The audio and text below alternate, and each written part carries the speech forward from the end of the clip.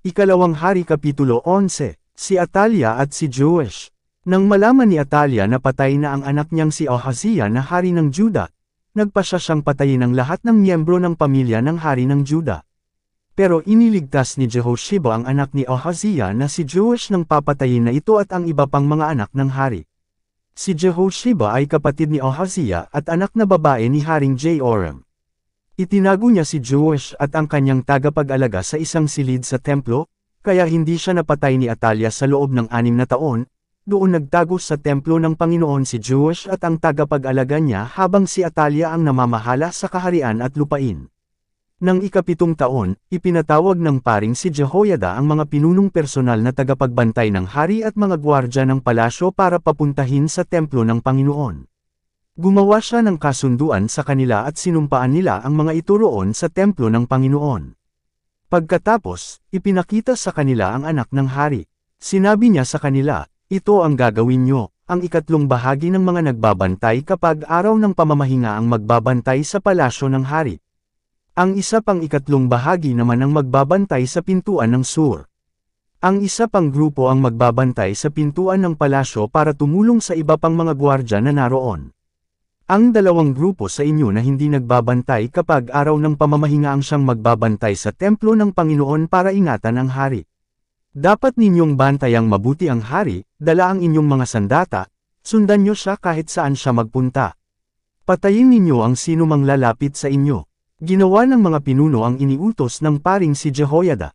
Tinipon nila ang mga tauhan nila na nagbabantay kapag araw ng pamamahinga, pati na rin ang mga hindi nagbabantay sa araw na iyon at dinala nila kay Jehoiada. Ibinigay ni Jehoiada sa mga pinuno ang mga sibat at pananggalang na nakatago sa templo ng Panginoon, na pag-aari noon ni Haring David. Pumwesto ang mga armadong gwardya sa palibot ng templo at ng altar para protektahan ang hari.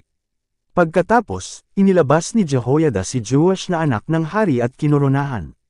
Binigyan niya ito ng kopya ng mga kautusan ng Panginoon. Idineklara siyang hari at pinahiran ng langis bilang pagkilala na siya na ang hari. Pagkatapos, nagpalakpakan ang mga tao at sumigaw, "Mabuhay ang hari!" Nang marinig ni Atalia ang ingay ng mga gwardya at ng mga tao, pinuntahan niya ang mga ito sa templo ng Panginoon. Nakita niya roon ang bagong hari na nakatayo malapit sa haligi, ayon sa kaugalian ng pagdedeklara sa isang hari. Nakapalibot sa hari ang mga pinuno at mga tagapagpatunog ng trumpeta. Ang lahat ng tao ay nagsasaya at nagpapatunog ng mga trumpeta. Nang makita ito ni Atalia, pinunit niya ang kanyang damit sa sama ng loob at sumigaw, "Mga traidor! Mga traidor!" Inutusan ni Jehoiada ang mga komander ng mga sundalo, "Dalhin ninyo si Atalia sa labas. Huwag ninyo siyang patayin sa loob ng templo ng Panginoon. Patayin ang sinumang magliligtas sa kanya." Kaya dinakip nila siya at dinala sa labas ng pintuan na dinadaanan ng mga kabayong papunta sa palasyo, at doon siya pinatay. Mga pagbabagong ginawa ni Jehoiada. Pagkatapos, pinagawa ni Jehoiada ang hari at ang mga tao ng kasunduan sa Panginoon, na magiging mamamayan sila ng Panginoon. Gayon din ang ginawang kasunduan sa pagitan ng hari at ng mga tao na kanyang nasasakupan. Pumunta ang lahat ng tao sa templo ni Baal at giniba ito. Dinurog nila ang mga altar at mga Diyos-dayosan doon, at pinatay nila si Matan na pari ni Baal sa harapan ng mga altar. Pagkatapos, naglagay si Jehoiada ng mga gwardya sa templo ng Panginoon. Isinama niya ang mga komander ng mga sundalo, mga personal na tagapagbantay ng hari, mga gwardya ng palasyo at ang lahat ng tao. Inihatid nila ang hari sa palasyo mula sa templo ng Panginoon. Doon sila dumaan sa pintuan ng mga gwardya. Pagkatapos, naupo ang hari sa kanyang trono. Nagdiwang ang mga tao at naging mapayapa ang lungsod matapos patayin si Atalia sa palasyo. Si Joash ay 7 taong gulang nang maging hari. Ikalawang Hari Kapitulo 12. Ang paghahari ni Joash sa Juda. Naging hari si Joash ng Juda ng 7 taon ng paghahari ni Jehu sa Israel. Sa Jerusalem siya nakatira, at naghari siya sa loob ng 40 taon. Ang ina niya ay si Zibia na taga Beersheba. Sa buong buhay niya, matuwid ang ginawa niya sa paningin ng Panginoon dahil tinuruan siya ng paring si Jehoiada. Pero hindi niya ipinagiba ang mga sambihan sa matataas na lugar, kaya nagpatuloy ang mga tao sa paghahandog at pagsusunog ng mga insenso. Sinabi ni Joash sa mga pari, kolektahin ninyo ang lahat ng pera na dinala sa templo ng Panginoon bilang handog, ang perang kinolekta sa buwis ng senses, ang perang ibinayad para sa panata, at ang perang handog na kusang loob na ibinigay. Gamitin ninyo ang lahat ng ito sa pagpapaayos ng templo. Pero hanggang sa ika-23 taong paghahari ni Joash, hindi pa rin na ipapaayos ng mga pari ang templo. Kaya ipinatawag ni Haring Joash si Jehoiada at ang iba pang mga pari at tinanong, bakit hindi pa ninyo na ipapaayos ang templo? Simula ngayon, huwag na ninyong gagastusin ang mga pera para sa sarili ninyong pangangailangan. Dapat gastusin ito sa pagpapaayos ng templo. Pumayag ang mga pari na hindi na sila ang mangungulekta ng pera sa mga tao at hindi na rin sila ang magpapaayos ng templo. Kumuha si Jehoiada ng kahon at binutasan ang takip nito. Pagkatapos, inilagay niya ito sa tabi ng altar, sa gawing kanan papasok sa templo ng Panginoon. Kung mayroong magbibigay ng pera sa templo, ang mga paring nagbabantay sa pintuan ang maglalagay nito sa kahon. Kapag puno na ang kahon, binibilang ng kalihim ng hari at ng punong pari ang pera at inilalagay nila ito sa mga lalagyan. Pagkatapos, ibibigay nila ang pera sa mga tao na namamahala sa pagpapaayos ng templo. Ito ang ibinabayad nila sa mga nagtatrabaho sa templo ng Panginoon, ang mga karpintero, mga mason, at iba pang mga manggagawa. Ito rin ang ginagamit nilang pambili ng kahoy at mga hinating bato para sa pagpapaayos ng templo ng Panginoon. Binabayaran din nila ang iba pang mga gastusin sa pagpapaayos nito. Hindi ginamit ang perang dinala sa templo sa paggawa ng mga pilak na planggana, mga panggupit ng mitya ng mga ilaw, mga mangkok, mga trompeta o kahit anong gamit na ginto o pilak para sa templo ng Panginoon. Ibinayad ang pera sa mga manggagawa ng templo at sa mga materyales. Hindi na sila hinihinga ng listahan kung paano ginastos ang pera dahil tapat at mapagkakatiwalaan sila. Ang perang ibinigay kasama ng mga handog na pambayad ng kasalanan at ng mga handog sa paglilinis ay hindi dinadala sa templo ng Panginoon, dahil para ito sa mga pari. Nang panahong iyon, si Haring Hazael ng Aram ay lumusab sa Gat at nasakop ito. Pagkatapos, binalak din niyang lusubin ang Jerusalem. Tinipon ni Haring Joash ang mga inihandog niya pati ang lahat ng bagay na inihandog para sa Panginoon ng mga ninuno niya na sina Jehoshaphat, Joram at Ahaziah na mga hari ng Juda. Ipinadala ni Joash ang lahat ng ito kay Hazael pati na ang lahat ng ginto na naroon sa bodega ng templo ng Panginoon at ang mga nasa palasyo. Kaya hindi na lumusab si Hazael sa Jerusalem. Ang iba pang salaysay tungkol sa paghahari ni Joash at lahat ng ginawa niya ay nakasulat sa aklat ng kasaysayan ng mga hari ng Juda. Nang bandang huli, nagplano ang mga opisyal niya laban sa kanya at pinatay siya sa Bet Milo sa daang papunta sa Shilya. Ang kanyang mga opisyal na pumatay sa kanya ay sina Josacar na anak ni Shimit at Jehozabad na anak ni Shomer. Inilibing siya sa libingan ng mga ninuno niya sa lungsod ni David. At ang anak niyang si Amaziah ang pumalit sa kanya bilang hari. Ikalawang Hari Kapitulo 13. Ang paghahari ni Jehoahaz sa Israel. Naging hari ng Israel ang anak ni Jehu na si Jehoahaz ng ika-23 taon ng paghahari ng anak ni Ahaziah na si Joash sa Juda. Sa Samaria siya nakatira, at naghari siya roon sa loob ng 17 taon. Masasama ang ginawa ni Jehoahaz sa paningin ng Panginoon. Sumunod siya sa mga ginawa ni Jeroboam, na anak ni Nebat, na naging dahilan ng pagkakasala ng mga taga-Israel. Hindi niya tinalikuran ang mga kasalanang ito. Kaya nagalit ng matindi ang Panginoon sa Israel. Hinayaan niyang masakop ito ni Haring Hazael ng Aram at ng anak nitong si Ben-Hadad ng matagal na panahon. Nanalangin si Jehoahaz sa Panginoon at pinakinggan siya ng Panginoon, sapagkat nakita ng Panginoon ang sobrang kalupitan ng hari ng Aram sa Israel. Binigyan sila ng Panginoon ng tao na magliligtas sa kanila mula sa mga taga-Aram. Kaya muling namuhay ng may kapayapaan ang mga Israelita tulad ng dati. Pero hindi sila tumigil sa paggawa ng mga kasalanang ginawa ng pamilya ni Jeroboam, na naging dahilan ng pagkakasala nila. Nanatiling nakatayo ang posting simbolo ng Diyos ang si Asherah sa Samaria.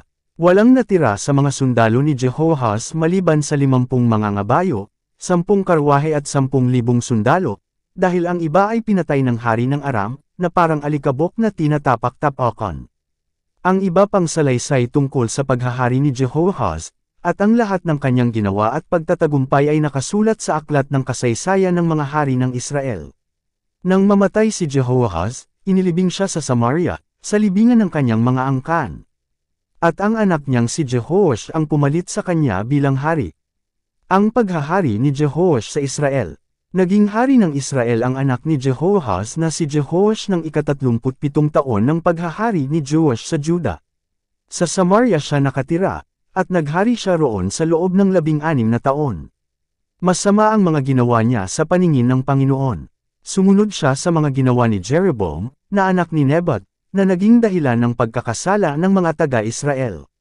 Ang iba pang salaysay tungkol sa paghahari ni Jehoash at lahat ng ginawa niya at pagtatagumpay, pati ang pakikipaglaban kay Haring Amaziah ng Juda ay nakasulat sa aklat ng kasaysayan ng mga hari ng Israel. Nang mamatay si Jehoash, inilibing siya sa libingan ng mga hari ng Israel sa Samaria.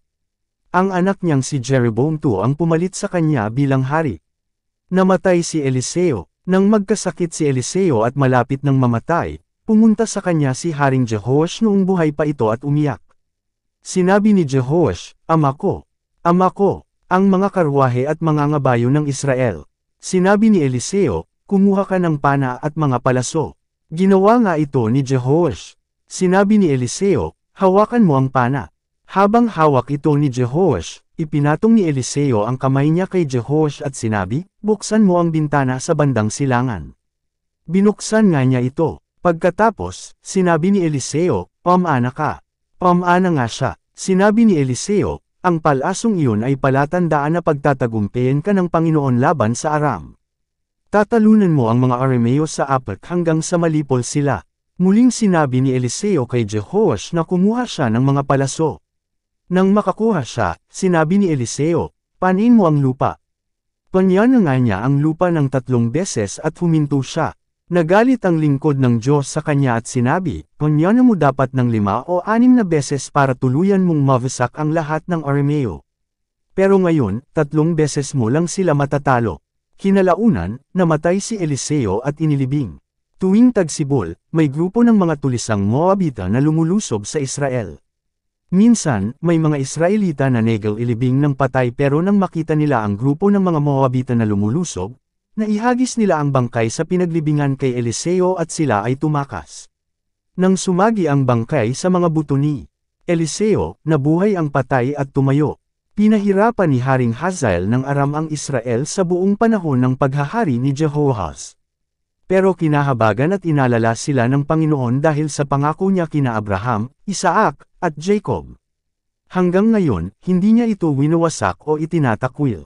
Namatay si Haring Hazael ng Aram, at ang anak niyang si Ben-Hadad ang pumalit sa kanya bilang hari. Natalo ni Jehoash si Ben-Hadad ng 3 beses. Nabawi niya ang mga bayang kinuha ng ama ni Ben-Hadad na si Hazael mula sa ama niyang si Jehoahaz nang maglaban ang mga ito. Ikalawang Hari Kapitulo 14. Ang paghahari ni Amaziah sa Juda. Naging hari ng Juda ang anak ni Joash na si Amaziah ng 2 taon ng paghahari ng anak ni Jehoahaz na si Jehoash sa Israel. Si Amaziah ay 25 taong gulang nang maging hari. Sa Jerusalem siya tumira, at naghari siya sa loob ng 29 na taon. Ang ina niya ay si Jehoadan na taga-Jerusalem. Matuwid ang ginawa niya sa paningin ng Panginoon, pero hindi kapantay ng ginawa ni David na ninuno niya. Sinunod niya ang ama niyang si Joash. Hindi rin niya ipinagiba ang mga sambihan sa matataas na lugar, kaya nagpatuloy ang mga tao sa paghahandog at pagsusunog ng insenso roon. Nang matatag na ang paghahari ni Amaziah, ipinapatay niya ang mga opisyal na pumatay sa kanyang amang hari. Pero hindi niya ipinapatay ang mga anak nila, dahil ayon sa nasusulat sa aklat ng kautusan ni Moises, sinabi ng Panginoon, huwag papatayin ang mga magulang dahil sa kasalanan ng kanilang mga anak, at ang mga anak ay hindi rin dapat patayin dahil sa kasalanan ng kanilang mga magulang. Ang taong nagkasala lamang ang dapat managot sa kanyang mga kasalanan. Si Amaziah ang nakapatay ng 10,000 taga-Edom sa lambak ng asin. Nasakop niya ang Sela at pinalitan niya ang pangalan nito ng Joktil, at hanggang sa kasalukuyan ito pa rin ang tawag sa lugar. Isang araw, nagsugo si Amaziah ng mga mensahero kay Haring Jehoash ng Israel, na anak ni Jehoahaz at apo ni Jehu. Hinamon niya si Jehoash at sinabi, "Makipaglaban ka sa akin." Pero sinagot siya ni Haring Jehoash sa pamamagitan ng kwentong ito, "Doon sa Lebanon ay may halamang may tinik na nagpadala ng mensahe sa puno ng sidro, ipakasal mo ang anak mong babae sa anak kong lalaki." Pero may dumaang hayop mula sa gubat at tinapak-tapakan ang halamang may tinik. "Amaziya, totoong natalo mo ang Edom at ipinagyayabang mo ito. Magdiwang ka at huwag ka nalang makipaglaban sa amin. Manatili ka na lang sa iyong lugar. Bakit gusto mo ng gulo na magdadala lang ng kapahamakan sa iyo at sa Juda?"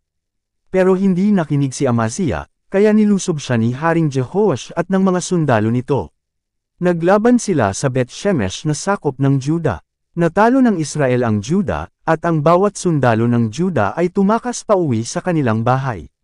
Nadakip ni Haring Jehoash si Haring Amaziya roon sa Bet-Shemesh, at dinala niya siya sa Jerusalem. Pagkatapos, giniba ni Jehoash ang mga pader ng Jerusalem mula sa pintuan ng Ephraim hanggang sa sulok na pintuan, na mga 600 talampakan ang haba. Kinuha niya ang lahat ng ginto, pilak at kagamitan na nakita niya sa templo ng Panginoon at kabangyaman ng palasyo. Nagdala rin siya ng mga bihag pagbalik niya sa Samaria.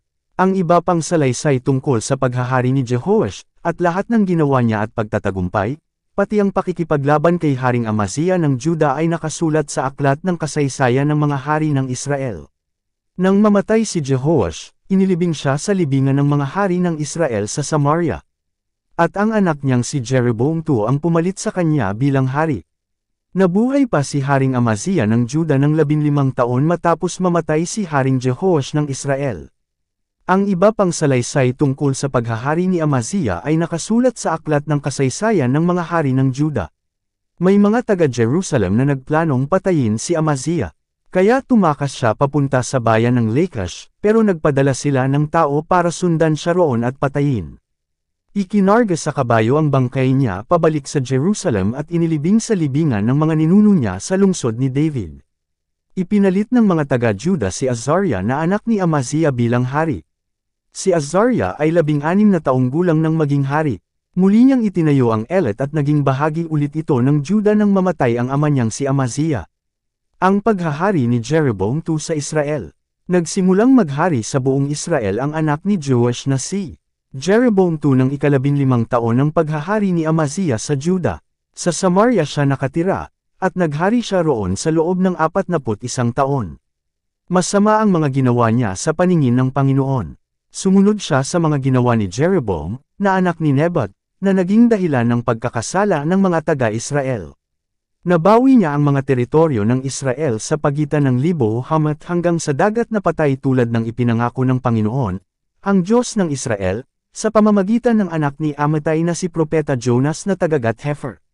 Nilob ng Panginoon na mangyari ito dahil nakita niya ang paghihirap ng mga Israelita, alipin man o hindi, at walang sinumang makakatulong sa kanila. Dahil sinabi ng Panginoon na hindi niya aalisin ang Israel sa mundo, kaya iniligtas niya ang mga Israelita sa pamamagitan ni Jeroboam II na anak ni Joash. Ang iba pang salaysay tungkol sa paghahari ni Jeroboam II, at lahat ng ginawa niya at pagtatagumpay, pati ang pagbawi niya sa Damascus at Hamat na sakop noon ng Juda, ay nakasulat sa aklat ng kasaysayan ng mga hari ng Israel. Nang mamatay si Jeroboam II, inilibing siya sa libingan ng mga hari ng Israel, at ang anak niyang si Zacarias ang pumalit sa kanya bilang hari. Ikalawang Hari Kapitulo 15. Ang paghahari ni Azariah sa Juda. Naging hari ng Juda ang anak ni Amaziya na si Azariah ng 27 taon ng paghahari ni Jeroboam II sa Israel. Si Azariah ay 16 na taong gulang nang maging hari. Sa Jerusalem siya tumira, at naghari siya roon sa loob ng 52 taon. Ang ina niya ay si Jecoliah na taga-Jerusalem. Matuwid ang ginawa niya sa paningin ng Panginoon katulad ng ginawa ng ama niyang si Amaziya. Pero hindi niya ipinagiba ang mga sambihan sa matataas na lugar, kaya nagpatuloy ang mga tao sa paghahandog at pagsusunog ng mga insenso roon. Binigyan siya ng Panginoon ng malubhang sakit sa balat, na hindi gumaling hanggang sa araw ng kamatayan niya. Nakatira siya sa isang bukod na bahay. Si Jotham na anak niya ang siyang namahala sa palasyo ng Juda at sa mga mamamayan. Ang iba pang salaysay tungkol sa paghahari ni Azariah, at lahat ng ginawa niya ay nakasulat sa aklat ng kasaysayan ng mga hari ng Juda. Nang mamatay si Azariah, inilibing siya sa libingan ng mga ninuno niya sa lungsod ni David. At ang anak niyang si Jotham ang pumalit sa kanya bilang hari. Ang paghahari ni Zacarias sa Israel. Naging hari ng Israel ang anak ni Jeroboam II na si Zacarias ng ika-38 taon ng paghahari ni Azariah sa Juda. Nakatira siya sa Samaria at naghari siya sa loob ng 6 na buwan. Masama ang mga ginawa niya sa paningin ng Panginoon, katulad ng ginawa ng mga ninuno niya. Sumunod siya sa mga ginawang kasalanan ni Jeroboam, na anak ni Nebat, na naging dahilan ng pagkakasala ng mga taga-Israel. Nagplano ng masama ang anak ni Jabes na si Shallum laban kay Zacarias. Pinatay niya si Zacarias sa harap ng mga tao at siya ang pumalit bilang hari. Ang iba pang pangyayari tungkol sa paghahari ni Zacarias ay nakasulat sa aklat ng kasaysayan ng mga hari ng Israel. Kaya natupad ang sinabi ng Panginoon kay Jehyo, ang mga angkan mo ay maghahari sa Israel hanggang sa ika-4 na henerasyon. Ang paghahari ni Shallum sa Israel. Naging hari ng Israel ang anak ni Jabes na si Shallum ng ika-39 na taon ng paghahari ni Uzziah sa Juda. Sa Samaria siya tumira, at naghari siya roon sa loob ng 1 buwan. Pinatay siya ni Menahem na anak ni Gadi nang dumating ito sa Samaria galing Tirzah. Si Menahem ang pumalit kay Shallum bilang hari. Ang iba pang salaysay tungkol sa paghahari ni Shallum, pati ang balak niyang pagpatay kay Zacarias ay nakasulat sa aklat ng kasaysayan ng mga hari ng Israel. Nang mga panahong iyon, nilusob ni Menahem ang Tifsa at ang mga lugar sa paligid nito hanggang sa Tirzah, dahil ang mga naninirahan dito ay ayaw sumuko sa kanya. Pinatay niya ang lahat ng naninirahan dito at hinati ang tiyan ng mga buntis. Ang paghahari ni Menahem sa Israel. Naging hari ng Israel ang anak ni Gadi na si Menahem ng ika-39 na taon ng paghahari ni Azariah sa Juda. Sa Samaria siya tumira, at naghari siya roon sa loob ng 10 taon. Masama ang ginawa niya sa paningin ng Panginoon. Sumunod siya sa mga ginawang kasalanan ni Jeroboam, na anak ni Nebat, na naging dahilan ng pagkakasala ng mga taga-Israel. Hindi niya tinalikuran ang mga kasalanang ito sa buong paghahari niya. Nang pumunta si Haring Tiglath-Pileser ng Assyria sa Israel para lusubin ito, binigyan siya ni Menahem ng 35 toneladang pilak para tulungan siya nito na mapatibay pa ng gusto ang paghahari niya. Kinuha ni Menahem ang mga pilak sa mga mayayaman ng Israel sa pamamagitan ng pagpilit sa bawat isa sa kanila na magbigay ng tig 50 pirasong pilak. Kaya huminto sa paglusob ang hari ng Assyria at umuwi sa bansa niya. Ang iba pang salaysay tungkol sa paghahari ni Menahem at lahat ng ginawa niya ay nakasulat sa aklat ng kasaysayan ng mga hari ng Israel. Nang mamatay si Menahem, ang anak niyang si Pekaya ang pumalit sa kanya bilang hari. Ang paghahari ni Pekaya sa Israel. Naging hari ng Israel ang anak ni Menahem na si Pekaya ng ika-50 taon ng paghahari ni Azariah sa Juda. Sa Samaria siya nakatira, at naghari siya roon sa loob ng 2 taon. Masama ang ginawa niya sa paningin ng Panginoon. Sumunod siya sa mga ginawang kasalanan ni Jeroboam, na anak ni Nebat, na naging dahilan ng pagkakasala ng mga taga-Israel. Hindi niya tinalikuran ang mga kasalanang ito. Nagplano ng masama ang anak ni Remaliah na si Pekah laban kay Pekaya. Si Pekah ang commander ng mga sundalo ni Pekaya.